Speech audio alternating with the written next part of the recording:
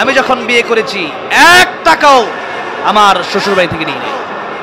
আমার ওটা বিয়ে করার সময় মানে মানুষ শ্বশুর বাড়ি গিয়ে খায় না, আর আমি বলেছি শ্বশুর বাড়ির সমস্ত লোকজন আমি আয়োজন করতেছি, অল্প করে আয়োজন হবে, আপনারা সবাই চলে আসবেন, আমার এখানে চলে আসেন, আপনার বাড়িতে গিয়ে খাবো না। 1 টাকাও মেয়ে খরচ করবে না, আমি খরচ করব। আমার দেশে বিয়ে তো কঠিন হবে, এই জন্য কঠিন হয়েছে যে যৌতুকের কারণে একটা ভালো মেয়েকে বিয়ে দিতে পারে না। আর যারা মেয়ে বিয়ে দেয় তারাও শুধু সরকারি কর্মজীবী খোঁজে, যে বাংলাদেশে থাকতে হলে মনে হয় সরকারি চাকরি করতে হবে আর ব্যবসা বাণিজ্য করা যাবে না, ঠিক না ঠিক? অথচ রিজিকের বেশিরভাগ আল্লাহ পাক রেখেছেন ব্যবসার ভিতরে। আর সেই ব্যবসায়ী মানুষ দেখে ব্যবসা করে কয় টাকা পায়, কবে তার দোকান মোকান পুরে শেষ হয়ে যায়। এই জন্য বিয়ের ব্যবস্থা সহজ করেন। এই মানে আসলে আমাদের সমাজের সবচেয়ে বড় গুনার মধ্যে এটা একটা গুনাহ। জিনা যেভাবেই হোক হচ্ছে।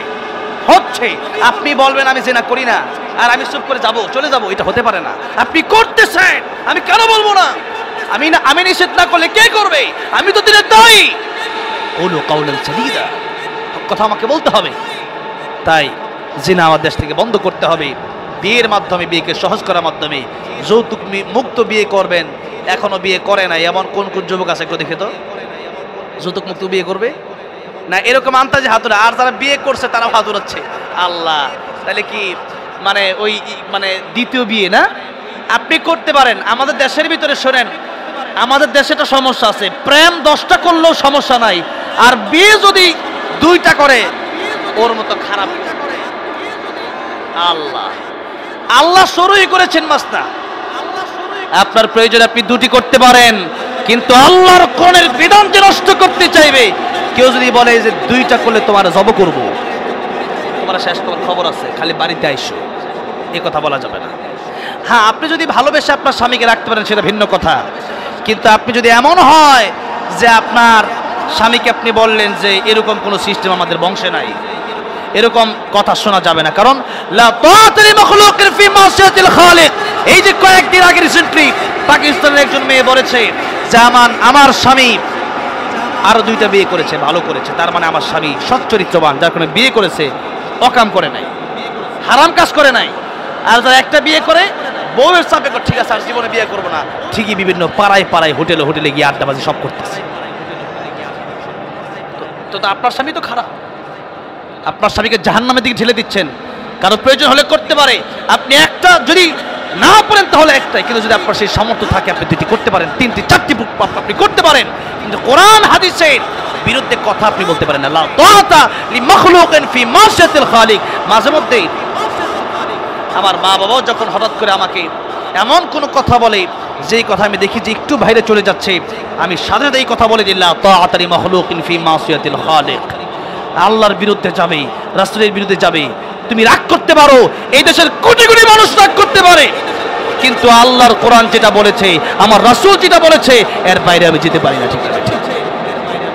অনেকে রাগ করতেছেন না? রাগ করেন, কারণ সব সময় গায়ে যখন চুলকানি হয় বা গা যখন ছিলে যায় তখন ওষুধ লাগালে একটু কষ্টই হয়। যখন মানুষের মানে রোগ হয়, অপারেশন করলে অপারেশন একটু ব্যথা হয়, অ্যালার্জি হলে নিম পাতার রস খেলে একটু তিতা লাগে। আল হাক্কু মুরুন, হক তিতা হয়। হক কি হয়? তিতা হয়। কিন্তু ওই তিতাটাকে হজম করতে পারলে অ্যালার্জি দূর হয়ে যাবে। অ্যালার্জি কি হবে? দূর হবে। ভাইরা, বাবাজিরা, তাই বলছিলাম, মা বাবাদেরকে প্রথমে কথা বলছিলাম। আজকে অনেক সময় চলে যাচ্ছে, মানে কথা একের পর এক আসতেছে। যেদিকে যাব সেই দিকে যাওয়ার আগে মানে প্রথমে আলোচনা করতেছিলাম একদিকে, তারপরে চিন্তা করলাম যে যুবকদেরকে নিয়ে আলোচনা করা দরকার, কারণ যুবকরা মানে মজা পাচ্ছেন আওয়াজ শুনে, ঠিক না? তো এই জন্যে ভাবলাম যুবকদেরকে কিছু বলা দরকার, তাই এতক্ষণ কথা বললাম। ভাইয়েরা আমার, বাবাজিরা আমার, বাবাজিদেরকে কেন বললাম? যাদের সন্তান আছে।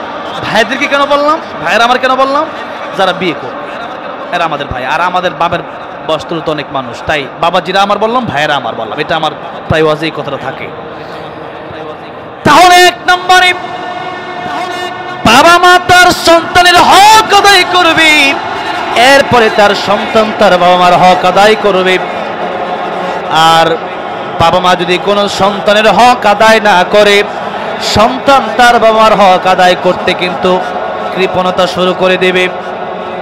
আমিরুল মুমিনিন ওমর রাদিয়াল্লাহু আনহু বলেন, যে ছেলে বিচার নিয়ে আসলো জিজ্ঞেস করলেন, তুমি তোমার বাবার কথা শোনো না কেন?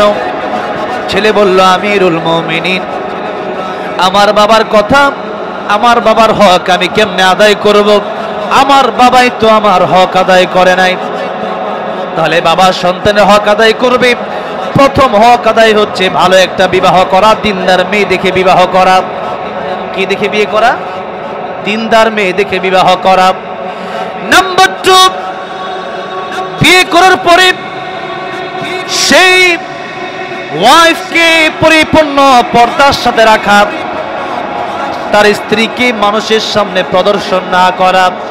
কিন্তু আমাদের দেশে আমরা, আমাদের স্ত্রী যদি হয় সুন্দর, তাহলে ওই স্ত্রীটাকে এই দোকানের ভিতরে বসায় রাখে। এমন দোকানপাটও আমাদের দেশে আছে না নাই? এমন দোকান আমার এলাকায় আছে। আমার এলাকার ভিতরে যার বউ সবচেয়ে সুন্দরী, এর দোকানে বসায় রাখছে। কেন? ওই দোকানে সবচেয়ে বেশি মানুষ জানে কি করে? ওই দোকান থেকে একটা সিগারেট কিনে, সিগারেট কেনার সময় সিগারেটও কিনে তার হাতে হাতও যায়। এটাই খুব মজা পায় আর কি। অবস্থাটা দেখেন, বউ বিয়ে করছে একজন আর বউ সবার, বুঝেন নাই? ওই ধর্ম যার যার, উৎসব সবার। এটা যেমন ফাইজদামি কথা, এটাও একটা ফাইজদামি যে বিয়ে করছে একজন আর তার বউকে সবাইকে দেখাচ্ছে, দেখো তোমার ভাবি কত সুন্দর। বউ আপনার আপনি দেখবেন। এমনকি বিয়ের আগে ওই মেয়েকে ছেলের বাবাও দেখতে পারবে না, দেখবে কেবলমাত্র ওই ছেলের মায়েরা দেখতে পারে। আর অনেক সময় বাবা গিয়ে আমি আগে দেখে আসি, আপনি দেখবেন মানে বিয়ে কি আপনি করবেন? আপনার জন্য তাকে বিয়ে করা বৈধ, তা আপনি তাকে দেখতে গেলেন, আপনার তার প্রতি খারাপ আসতে পারে।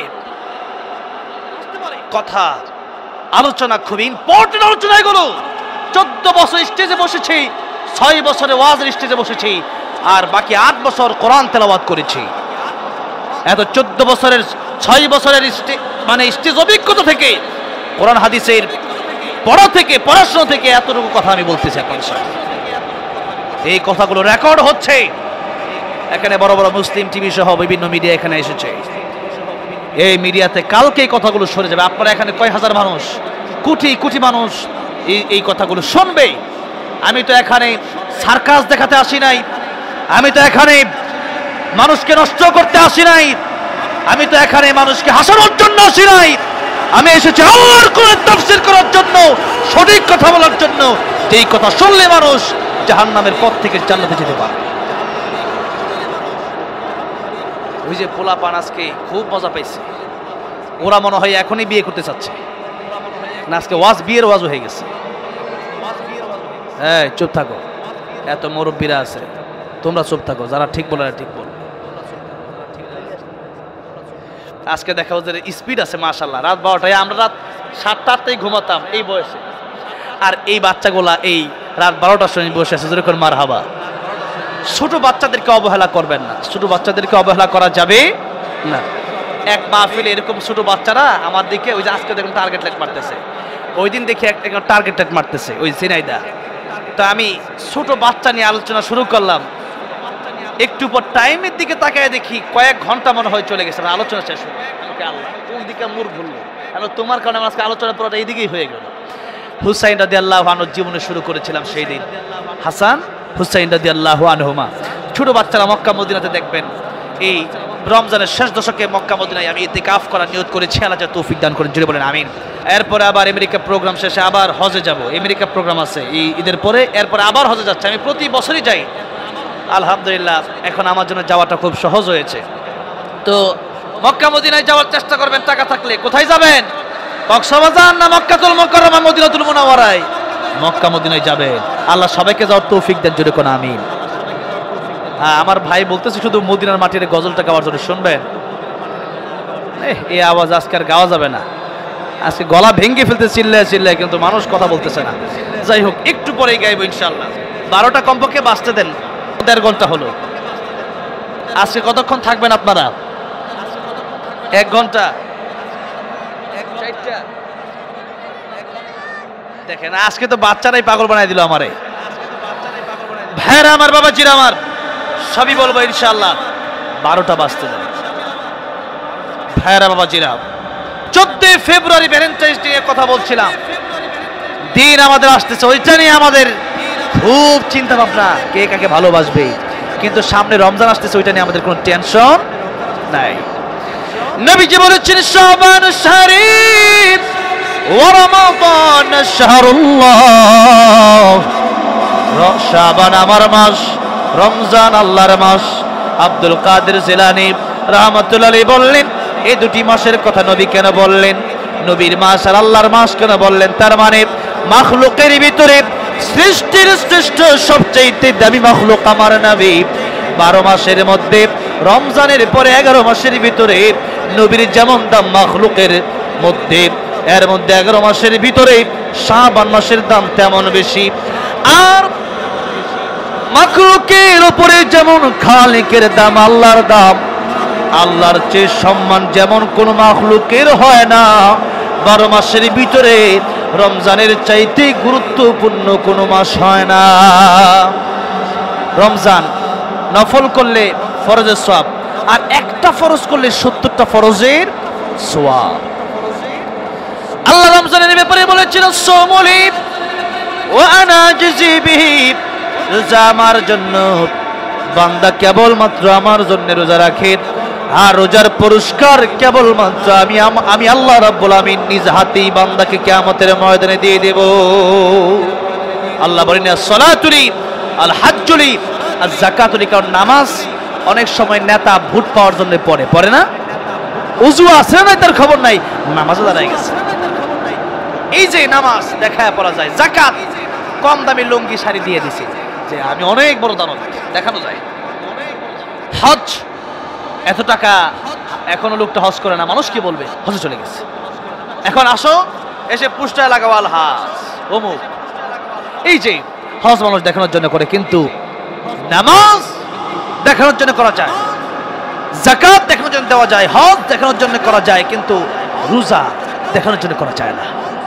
রোজা যারা রাখে কেবলমাত্রই আল্লাহর জন্য রাখে। কারণ যে ব্যক্তি মনে করেন ওয়াশরুমে চলে গেল, যাওয়ার পরে 2 ডুব পানি গিলতে পারে, পানির তৃষ্ণায় কলিজা ফেটে যায়, এরপরেও মানুষ পানি পান করে না। কার ভয়ে? কার ভয়ে? আল্লাহর ভয়ে। কেউ দেখে না, দেখে কে? জোরে বলেন, দেখে কে? যাদের হৃদয়ে আছে আল্লাহর ভয়, তারা কভু পথ ভুলে যায় না।